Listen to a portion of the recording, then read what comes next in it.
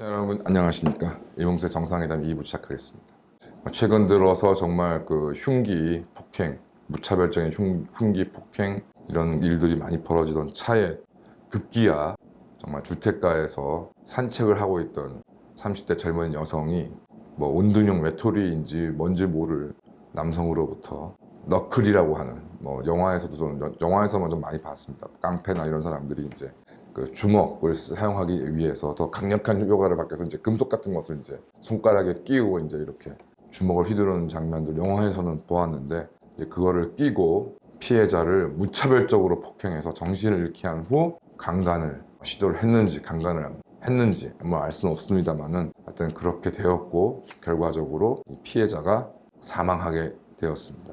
자신의 어떤 범행 목적을 달성하기 위해서 너클이라는, 또 이게 뭐 피해자가 건장한 남성도 아니고 연약한 여성을 향해서 뭐 뒤통수 등 어떤 이런 금속 물질을 손에 끼고서 이 폭행을 가서 결과적으로 치명적 위해를 가한 사망에 이르게 되었습니다. 통상 이제 강간의 경우에 제정신이 아닌 인간들이 강간하는 경우가 많기 때문에 뭐 강간을 한 후에 이제 범행 은폐를 위해서 피해자를 죽이는 강간 후 살인 이런 경우도 있고, 그래서 또 외에 이제 강간 과정에서 어떤 쓴 물리력에 의해서 이제 피해자가 사망하는 경우 등이 이렇게 종종 있습니다. 강간을 한 후에 사람을 죽이게 될 경우, 피해자를 죽이게 될 경우에는 이제 강간죄와 살인죄가 이제 별도로 성립을 하게 되는데, 이제 강간의 수단으로 행사한 폭력이 피해자를 사망에 이르게 한 경우에는 그 행위의 어떤 의도를 객관적으로 따져봐서 살인의 의도가 없었다, 그냥 강간을 하는 물리력을 행사하는 와중에 피해자가 사망에 이르렀다, 그러면 강간치사. 그런데 그 강간의 목적으로 행사된 그 폭력 행위 자체가 살인의 어떤 행위와 버금갈 수 있다 하면 강간살인, 이렇게 이루어지는 것이고, 현재 우리 법은 이제 강간 과정에서 강간의 목적으로 행한 그런 폭력으로 인해서 사람이 사망하는 경우에 살인죄와 치사죄를 사실상 크게 구분하지 않고 있습니다. 강간이라는 것이 워낙 중대한 범죄이기 때문에. 그렇기 때문에 크게 형을 두고 있지 않습니다만은 그래도 약간의 형을 뭐 주고는 있습니다.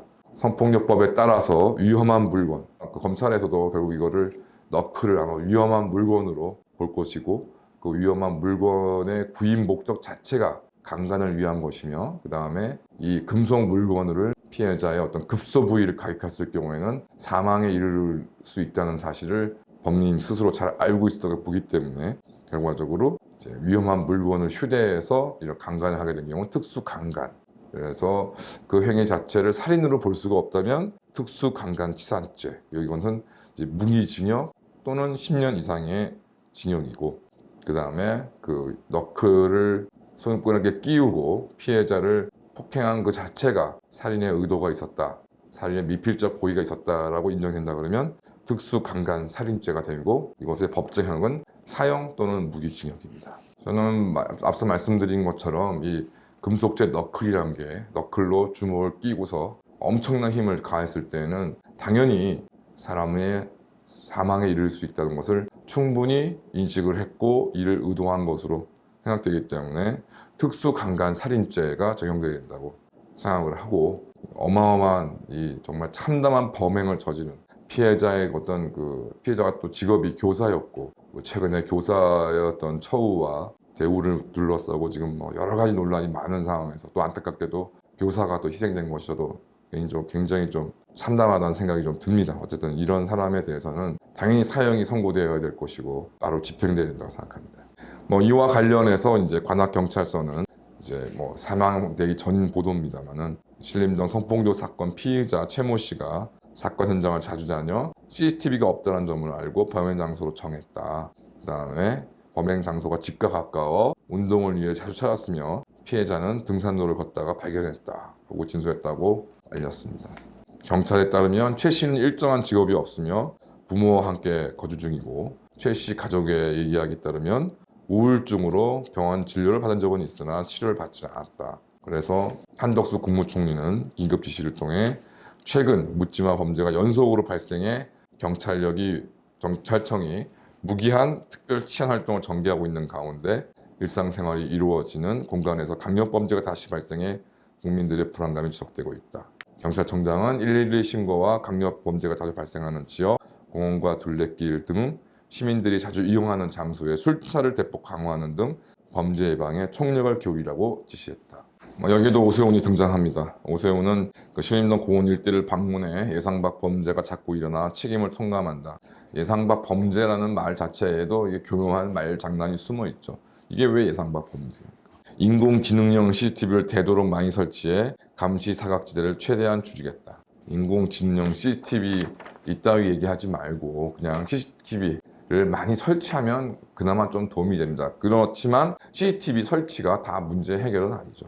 최근 일어난 일련의 사건이 최대한 줄어들 수 있도록 특별 태스크포스를 만들어 가동할 생각. 특별 태스크포스를 만들지 말고 서울시장이 나서서 앞장서서 치안 관련된 별도의 부서를 새로 만들든지 세금 쓰기 좋아하지 않습니까? 그런 걸 만들어서 집중적으로 할 것이지 지속적으로 해야 할 것이지 무슨 태스크포스 만들어서 언제까지 이걸 가동하려고 생각하는지 모르겠습니다.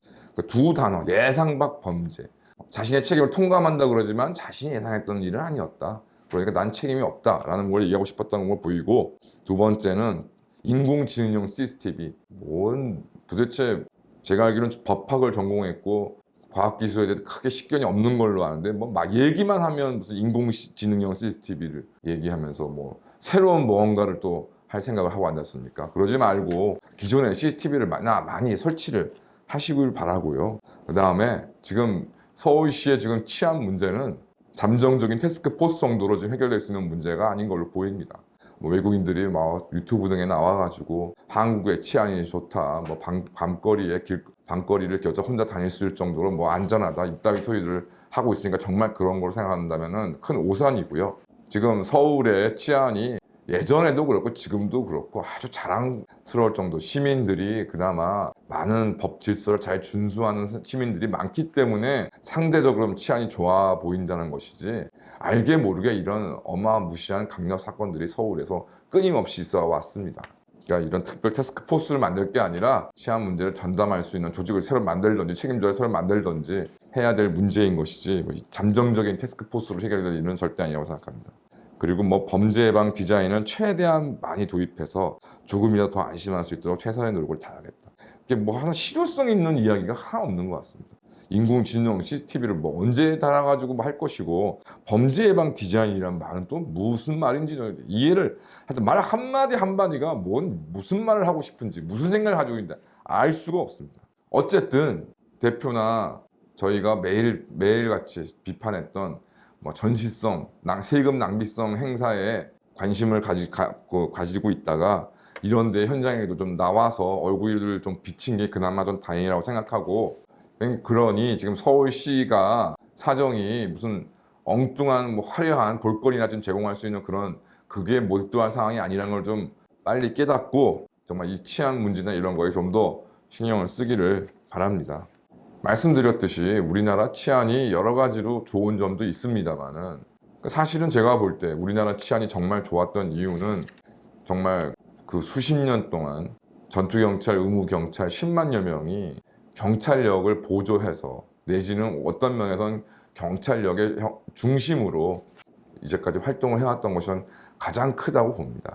시위라던가 분란이 발생했을 때 미국이나 다른 나라에서 경찰이 총을 쏘는 걸 가지고서 우리나라에서 이러고 저러고 말이 많았는데요. 대표적으로 4.19 때 같은 경우에는 경찰이 이제 시위 군중을 향해 발포를 해서 이와 관련해서 당시 내무부 장관 최인규가 사형을 당하는 등 그런 일이 있었습니다.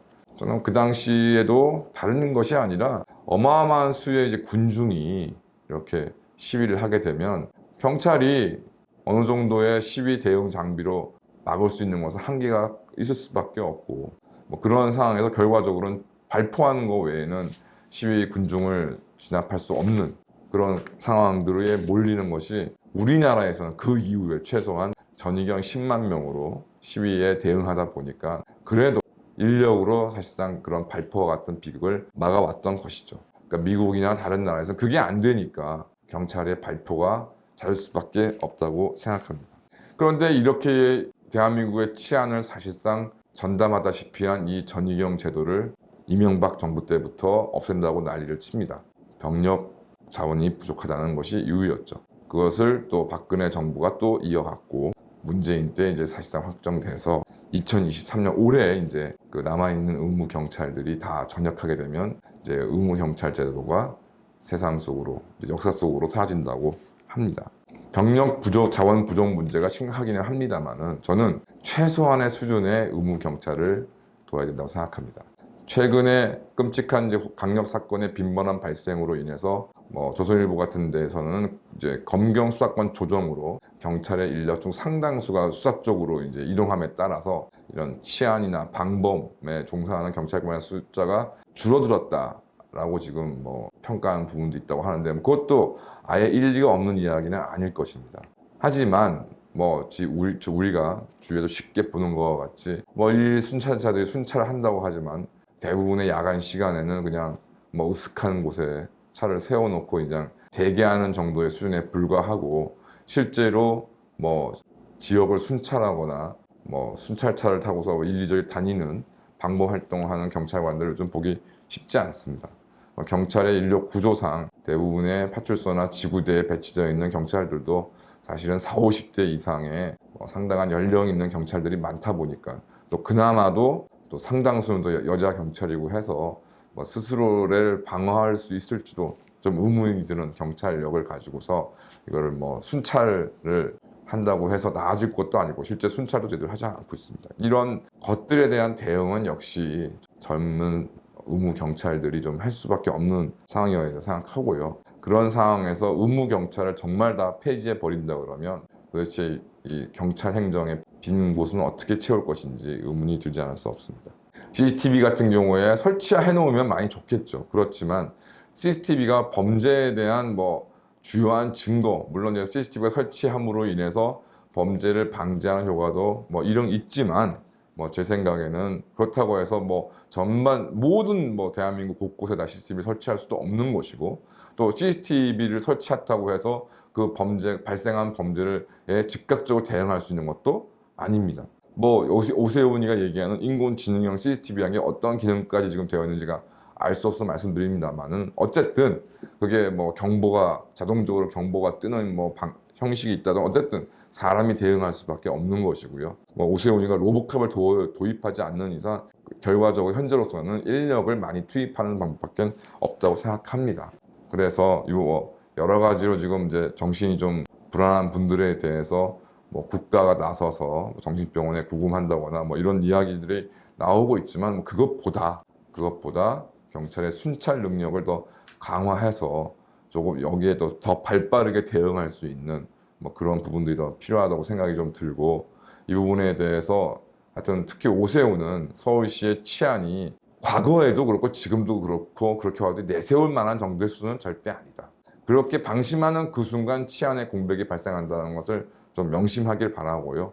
이 부분에 대해서 좀 더 관심을 가지고 쓸데없는 전시성 세금 낭비 행사에 몰입하지 마시고 이런 정말 서울시장의 본연의 어떤 책임을 다 해주기를 바라기는 합니다. 제대로 할지는 모르겠습니다.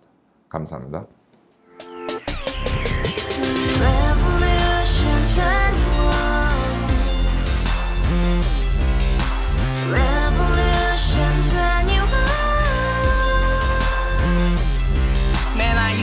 월세 30 코인 빚만 300 서울에 온 지 벌써 10년 아둥바둥 버텼지만 여전히 난 반지 하에 제왕 곰팡이 연문제약 내비랑 깡통망통 완전히 폭망 90원 창문만큼 작아진 내 꿈 연애 결혼 내 집 모든 게 헛꿈 1년 전 떠난 여친 울며 말했지 같이 써봤자 평생 가본 게 꼭꼭꼭라지 가바후스 700 나도 소유주 가바후스 700 나의 소주 택시기사 우라부지 마트캐셔 울어무니 우리 집안 다 털어봤자 후줄 그래 개선민 내 미래 거기서 팍 끝난 거지 팍더 이상 노력 따윈 괴물이 스펙 찾아서 말리 비오는 날 알바 잘려 맨날 학원 날 개쳐 발려 밤비 내리는 양화대교 홀로 걷고 있을 때 현수막에 아로 새겨진 평당 700짜리 아파트 다같이 소리 질러 혁명 21